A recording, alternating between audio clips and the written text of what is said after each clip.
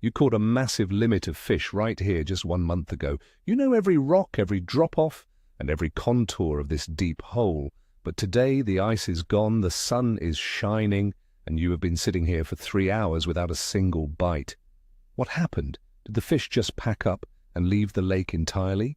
Listen up, because I am about to tell you something that contradicts everything your grandfather taught you about fishing. Those fish did not vanish, but they absolutely abandoned your favorite winter spot. If you are still dropping your bait into the deep water right after the ice melts, you are practically fishing in a swimming pool. Stick around, because I am going to reveal the exact reason why your winter honey hole is completely dead, and I promise you, knowing where the fish actually went will completely flip your spring fishing success upside down. I bet half of you watching this are guilty of doing the exact same thing right now. Let me know in the comments if you have ever spent a whole Saturday getting skunked on your best winter spot. This is a trap that almost every single fisherman falls into, and it is completely understandable. We are creatures of habit. When we find a spot that works, we build an emotional attachment to it. We mark it on the GPS. We take pictures holding big fish there, and we convince ourselves that the spot is magical. During the winter, the rules of the lake are very simple. Fish go deep to find stability and survive the harsh conditions under the ice. Because they stay put for months, we get incredibly used to finding them in those deep, dark holes. But fishermen forget that nature does not care about your favorite waypoint. As soon as the ice disappears, the environment changes violently. The habits that kept you catching fish in January become the exact reasons you get skunked in April. We stubbornly believe that the fish are just being lazy or that the weather is wrong, while in reality, we are fishing in the past. It is time to break that old school mindset. Let us start by talking about the absolute illusion of the winter hole. You spent months pulling nice fish out of that exact depression in the lake bottom. You know every single contour and depth change. The ice finally melts, you launch the boat or walk the bank, cast into that exact same spot, and get nothing but weeds. You sit there, drinking your coffee in the cold morning air, remembering how just 3 weeks ago you were hauling them up through an 8-inch hole right here. You tell yourself they have to be here somewhere. You assume they are just not feeding. But let me tell you the harsh reality. Those fish are entirely gone. They packed their bags and left the neighborhood. And the crazy part is, they did not just move a little bit. They completely abandoned the deep water that kept them alive all winter. If you want to stop wasting your precious weekends and actually start catching fish during the early spring, you need to forget everything that worked for you in January. You need to understand exactly what happens under the surface the moment the sun hits that open water. Sticking to your old way of thinking is the fastest way to get skunked. For generations, fishermen have passed down the idea that fish seek deep water when the weather is cold and unstable. Your grandfather probably told you that when the water is cold, fish go deep to stay warm. Well, I hate to break it to you, but your grandfather was wrong about early spring. Yes, deep water is stable during the dead of winter, but as soon as the ice disappears, deep water becomes a cold, lifeless trap. Imagine sitting in a dark, damp basement while the sun is shining warmly on the front porch. You would not stay in the basement, and neither do the fish. When the ice goes away, the surface of the lake finally gets exposed to direct sunlight and wind. The deep holes, which were slightly warmer than the ice-cold surface a month ago, are now the coldest places in the entire lake. Fish are cold-blooded creatures. Their entire metabolism, their desire to eat, and their energy levels are dictated by the temperature of the water around them. If they stay in that 39-degree winter hole, they remain sluggish and miserable. They are desperate for warmth, and that warmth is absolutely not at the bottom of a 40-foot drop-off. We need to talk about water density, and I promise I will not make this sound like a boring high school physics class, but you absolutely must understand this if you want to find fish right now. Water is heaviest at 39 degrees Fahrenheit. During the winter, that heavy, relatively warm water sank to the very bottom of your favorite deep hole. That is why the fish were down there. But when the ice melts, the surface water starts to warm up. When the surface reaches 39 degrees, it becomes heavy and sinks, pushing the stagnant, freezing water from the bottom up to the top. This creates a massive mixing effect. For a short period, the entire water column becomes exactly the same temperature. That cozy winter sanctuary at the bottom, it is totally gone. The temperature advantage has completely vanished. So why would a fish stay down there in the dark when the temperature is exactly the same as it is in the shallows? The answer is, they will not. There is literally zero reason for them to remain in the deep, wintering holes once the temperature equalizes. They are suddenly free to roam, and their first instinct is to head toward shallow areas. Now that the fish are no longer confined to the deep holes by temperature, they go searching for the sun. Picture a shallow mud flat on the north side of the lake. It might only be 2 or 3 feet deep. During the winter, this area was frozen solid or way too cold to support any life. But right after ice out, this shallow flat becomes the most important place on the entire body of water.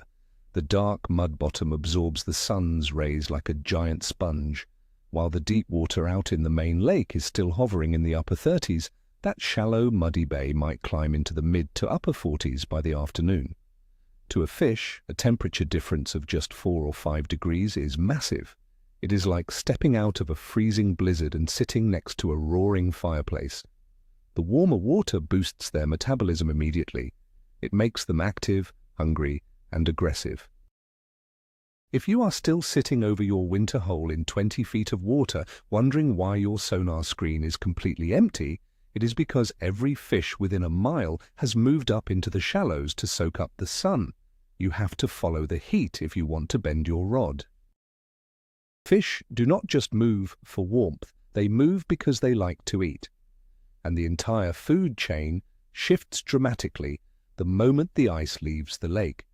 Down in your deep winter hole, there is not much going on right now. It is basically a desert, but up in those shallow sun-warmed bays we just talked about, an explosion of life is happening.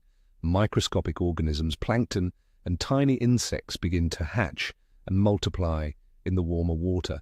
It is like a massive buffet opening up after months of starvation. Where the plankton goes, the bait fish quickly follow. Shiners, minnows, and small panfish flood into the shallows to gorge themselves on this newly available food source. And you better believe that wherever the bait fish go, the big predators are right on their tails. Your walleye, bass, and pike are not going to sit down in a dark, empty hole when there is an absolute feast happening in 3 feet of water. If you want to catch the predators, you have to find their food, and right after the ice melts, the food is miles away from your favorite winter fishing spot. You need to become a hunter and track down the active bait. Let us talk about another massive reason why that deep winter hole is completely barren right now. It is something a lot of weekend warriors completely ignore, and it costs them dearly. Oxygen levels. Throughout the long winter, the dead weeds and organic matter at the bottom of the lake have been slowly decomposing. This rotting process consumes a massive amount of oxygen. Because the lake was sealed off by a thick layer of ice, no new oxygen could mix into the water from the wind or waves. By the time early spring rolls around, the very bottom of those deep depressions can become absolute dead zones. The oxygen levels can drop so low that fish simply cannot breathe down there anymore. So, even if the temperature was right, they would still have to evacuate to survive. When the ice opens up, the surface water gets aerated by the wind. The shallows become supercharged with fresh, clean oxygen. The fish rush up from the suffocating depths to take a breath of fresh air, literally. If you are dropping your jig into a 30-foot hole right now, you might be fishing in toxic, oxygen-deprived water where nothing can physically survive. You also have to consider what is happening on the land surrounding your fishing spot. When the snow and ice melt, all that water has to go somewhere. It runs off the hills, through the creeks, and pours directly into the lake. This creates a massive influx of muddy, flowing water. A lot of guys see dirty water and run the other way. They think fish hate the mud, But early in the year, incoming water is an absolute magnet for fish. Even if it is a bit dirty, that incoming water brings two crucial things to the lake. First, it brings food. Worms, insects, and nutrients get washed into the lake, creating an instant feeding ground. Second, flowing water has a current, and current stimulates fish. It wakes them up from their winter slumber. Your deep, stagnant winter hole has absolutely no flow. It is completely dead water. Fish are naturally drawn to the moving water at the mouths of creeks and runoff areas. If you are stubbornly sitting over your winter waypoint while a nearby creek is dumping fresh runoff into a shallow bay, you are fishing in the past. You have to read the current conditions and let the water tell you exactly where the fish have gone. There is a primal instinct driving the fish right now, something far stronger than just looking for a warm place to rest. Mother Nature has flipped a massive switch in their brains, and that switch is telling them it is almost time to spawn. Winter was entirely about survival. Spring is about reproduction. Different species spawn at different times, but right after the ice melts, species like northern pike and walleye are already making their big moves. They are abandoning their winter habitats and migrating toward their spawning grounds. These grounds are almost always shallow.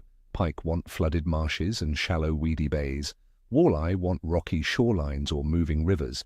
They are using this early spring period to stage, meaning they gather just outside these shallow spawning areas to feed and prepare. Your deep winter hole might be miles away from the nearest spawning habitat. If you are waiting for them to show up there, you will be waiting until next winter. You need to pull out a map, identify the prime spawning locations for the species you are targeting, and intercept them on their journey. Stop waiting and start hunting. Fish do not just magically teleport from a 40-foot winter hole to a 2-foot spawning bay. They travel along specific underwater routes, much like we use highways to drive from one city to another.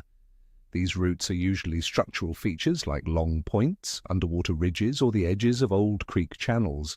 Right after the ice melts, the fish are constantly on the move along these transition zones. This is why you might mark a huge school of fish on your electronics one morning, and by the afternoon they have completely vanished. They are not staying put, they are traveling fast. If you are anchored up on your winter spot, you are parked in a ghost town. To catch fish right now, you need to set up on the travel corridors. Think of yourself as a toll booth operator on the underwater highway. Look for areas where deep water intersects directly with shallow flats. A steep drop-off right next to a warm, muddy bay is an absolute goldmine in the early spring. The fish will use the deep edge to travel and slide up into the shallows to feed. That is exactly where you need to be casting your line. Let us take a moment to look at the guy sitting in the boat next to you. Maybe it is your buddy, or maybe it is the guy you see at the boat ramp every weekend. He has his favorite spots.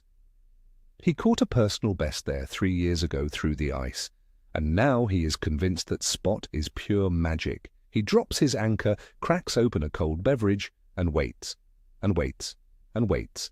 He blames the wind, he blames the moon phase, he blames the bait shop for selling him bad minnows. This is the stubborn fisherman syndrome, and it is the absolute killer of spring fishing success. Fish do not care about your memories. They do not care that you had a great day here in January. They only care about survival, comfort, and food in the present moment. If you want to be successful, you have to completely detach your ego from your waypoints. You have to be willing to look at a spot, realize it is dead, pull up the anchor, and move immediately. The best fishermen are the ones who adapt the fastest. They are not afraid to leave a spot that used to be great to go find a spot that is great right now. If there is one element you absolutely must pay attention to when the ice melts, it is the wind. In the winter, the ice protected the water from the wind entirely. The lake was completely still. But now the wind is the boss. And the wind pushes the surface water. Remember how we talked about the surface water warming up in the sun? Well, a steady breeze will push all of that beautiful, warm surface water across the lake and stack it up against the windward shoreline. The wind also pushes the plankton, which brings the bait fish which brings the big predators. If you have a stiff breeze blowing out of the south for 2 straight days, the north shore of the lake is going to be significantly warmer and packed with feeding fish. Meanwhile, the protected, calm side of the lake where your winter hole is located is going to be cold, clear, and totally empty. Do not hide from the wind in the early spring. The choppy, turbulent water on the wind-blown shoreline is exactly where the food chain is concentrated. Put on a good jacket, deal with the rough water, and cast right into the teeth of the wind. That is where the monsters are hiding. Here is another old-school myth that needs to die right now. A lot of guys love fishing in crystal-clear water. They think it is easier for the fish to see their bait. In the winter, under the ice, the water usually gets extremely clear because there is no wave action to stir up the bottom. But right after the ice melts, clear water is often your worst enemy. Clear water means cold water. It means the sun's rays are penetrating deep without hitting any particles to generate heat. If you are sitting over a deep winter hole and you can see your jig down 15 feet, you are probably wasting your time. You want to look for water with a little bit of color to it. Stained water, or water that is slightly cloudy from wind action, absorbs the heat from the sun much faster than clear water. It also provides cover for the bait fish and makes the predators less spooky. Fish in clear, cold winter holes are extremely cautious and hard to catch. Fish in slightly dirty, warmer spring shallows are aggressive and ready to strike. Stop hunting for the clearest water on the lake and start looking for the dirty water that holds the heat. When you are out there scanning the shallows trying to find where the fish have relocated, you cannot just look at the depth. You have to look at what the bottom is made of. Sand and clean rock are great for swimming later in the year, but they are terrible at retaining heat. If you have a shallow bay with a clean white sand bottom, it is going to stay relatively cold. But if you can find a shallow bay with a bottom made of dark, decaying organic matter, muck, or dark rock, you have hit the absolute jackpot. Think about wearing a black t-shirt on a sunny day versus a white t-shirt. The black shirt gets hot much faster. The dark bottom of the lake works exactly the same way. It absorbs the solar radiation and radiates that heat back into the surrounding water. Even on a cloudy day, a dark bottom bay will hold its temperature far better than a sandy flat. Your winter spots were likely chosen based on sharp drop-offs or deep structures. In the spring, you need to completely shift your focus and start hunting for dark mud. It might not look pretty, but that dark muck is the central heating system for the entire lake. We rely so heavily on our electronics these days. In the winter, an ice flasher is your best friend. You drop the transducer down the hole, see a red mark, and know there is a fish directly below you. But open water sonar right after ice out can play brutal tricks on your mind. You cruise over your favorite winter spot and suddenly the screen lights up. You see dozens of huge arches suspended in the deep water. You get excited, throw the anchor down, and start casting. An hour goes by and you do not have a single bite. Why? Because those marks on your screen might not be the fish you are looking for at all. In early spring, massive schools of rough fish like carp or suckers will often suspend in those deep holes, acting completely dormant. Or worse, those thick arches could be dense clouds of dying zooplankton or temperature bands messing with the sonar signal. Do not let your screen hypnotize you into fishing a dead zone. If you are marking fish in a winter hole and they refuse to bite after 20 minutes, reel up and leave immediately. Active, feeding fish are shallow right now. Those deep marks are nothing but a waste of your valuable time. If there is one massive difference between winter fishing and spring fishing, it is the timing of the bite. During the winter, the early morning bite is often the best. You want to be on the ice before the sun comes up to catch the fish as they cruise the deep breaks, but when the ice melts, the early bird does not always get the worm. In fact, if you are freezing your hands off at sunrise casting into 30-degree water, you are probably torturing yourself for no reason. The water is at its absolute coldest right before dawn. The fish are sluggish and totally inactive. But as the sun rises and beats down on those shallow bays, the water temperature slowly climbs. By 2 or 3 o'clock in the afternoon, the water might be several degrees warmer than it was at breakfast. That afternoon warming trend is the absolute dinner bell. It triggers the insects, wakes up the baitfish, and turns on the big predators. If you insist on fishing your deep winter spots at 6 in the morning, you will catch nothing. If you shift your focus to shallow, sun-baked areas in the late afternoon, you will experience incredible action. Even when you figure out that the fish have left the deep holes and moved into the warmer transition areas, you still have to understand their mood. Right after the ice leaves, the fish are definitely looking to eat, but they are not going to chase down a fast-moving meal. The water is warmer than the deep holes, but it is still cold overall. Their metabolism is still not running at peak summer speeds. In the winter, you used tiny jigs and barely moved them, and the fish would stare at them for 5 minutes before biting. Now, in the open water, you cannot be burning massive crankbaits or ripping heavy spoons through the water. The strike zone is incredibly small. A predator will only attack if the bait comes within a few inches of its face. If you are casting wildly over a large area and reeling in fast, you are pulling the bait right out of their strike zone before they even decide to react. You need to slow down immensely. Use suspending jerkbaits that sit perfectly still in their face, or drag a lightweight jig painfully slow across the bottom. Make the meal look incredibly easy to catch. We touched on this earlier, but it is so important. It needs its own spotlight. Fishing memories is the #1 reason anglers fail in the early spring. You remember that one unbelievable day, maybe it was 5 years ago, where you hammered the fish on a specific deep rock pile right after ice out. You have it burned into your brain forever.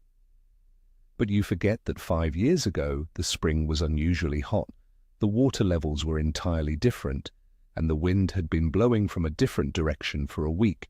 Every single spring is a totally unique puzzle. The fish do not have calendars. They do not know what month it is. They only react to the exact conditions of the water on the day you are fishing. Your winter spot might have been great last year because of a late freeze, but this year it is a barren wasteland. You must look at the water in front of you with fresh eyes every single trip. Ignore the waypoints on your GPS for a minute. Look at the sun, feel the wind on your face, check the water temperature, and ask yourself where the warmest, most active water is right now. Let the conditions dictate your location. When the fish leave the winter holes and push shallow, they still want some kind of security. They are not just going to wander aimlessly in open shallow water. They are looking for specific types of cover that hold heat and provide an ambush point. Wood is absolute magic in the early spring. A fallen tree, a submerged log, or even a set of old wooden dock pilings can be a massive magnet for early spring fish. Wood absorbs the sun's heat much better than rock or sand. A dark, waterlogged tree trunk sitting in shallow water will actually warm the water immediately surrounding it. If you can find a laydown tree on a dark mudflat on the northern shoreline, you have basically found a 5-star hotel for fish. They will leave the deep, wintering holes miles behind just to tuck themselves up against that warm piece of wood. Pitch a small jig or a slow-moving plastic right into the thickest part of those branches. Yes, you might lose a few lures, but pulling a massive, angry fish out of less than 3 feet of water makes losing a couple of lead heads completely worth it. Start hunting the shallow wood today. So, if you are finally ready to abandon your winter spots, how do you actually find the fish? You have to become a relentless hunter. Do not drop the anchor. Do not get comfortable in one spot. Early spring fishing is all about covering water strategically. Put your boat on the trolling motor, or if you are on the bank, be prepared to do a whole lot of walking. Start at the mouths of the shallow bays. Cast a moving bait like a lipless crankbait or a small swim bait to search for aggressive biters. You are not trying to catch every fish in the lake right away. You are looking for one single bite that tells you you are in the right zone. Keep your eyes glued to your water temperature gauge. If you are cruising along and the temperature suddenly jumps up by 2 degrees, stop immediately. Fan cast that entire area. A tiny pocket of warmer water is all it takes to concentrate a massive school of fish that just migrated out of the deep. Once you get a bite, slow down and thoroughly pick the area apart with slower baits. It is a game of trial and error, but staying mobile is the only way to intercept them. Picture this exact scenario. It is your third trip of the season. The first 2 trips you stubbornly fished the deep hole where you caught them on the ice. You got completely skunked and went home frustrated. But today is different. Today you listened to the water. You drove right past that deep hole. You looked for the wind-blown northern shoreline. You found a dark, muddy bay with water temperatures 5 degrees warmer than the main lake. You tied on a suspending bait, cast it near a submerged log, and let it sit. The water is shallow, maybe just 3 feet deep. Suddenly the line twitches, goes extremely heavy, and you set the hook into an absolute monster. As you battle the fish to the net, you realize the profound truth of early spring fishing. The fish were never gone. They did not disappear from the lake. They just changed their address, and they were waiting for you to figure it out. By leaving the comfort zone of your winter spots and understanding the powerful forces of temperature, oxygen, and the awakening food chain, you have unlocked the secret to the most explosive fishing of the year. The winter is over. It is time to fish like it. The transition from hard water to open water is the most dramatic change a lake goes through all year. Your deep winter spots were perfect when the lake was sealed under ice, but the moment that ice melts, those deep holes become cold, oxygen-deprived dead zones. The fish follow the warmth, they follow the food, and they follow the wind right into the shallow water. Figuring this out is the ultimate turning point for any fisherman. When you finally stop relying on old memories and start reading the water conditions right in front of you, you will stop getting skunked and start having some of the most incredible days on the water. Thank you so much for watching. If this video helped you understand why your old spots are failing and where to look next, do me a huge favor and hit that subscribe button. Drop a like on the video, it really helps out. And before you go, I want to hear from you. What is the absolute wildest or shallowest place you have found fish hiding in the early spring after striking out at your deep winter spots? Tell me your story down in the comments, and I will see you on the water.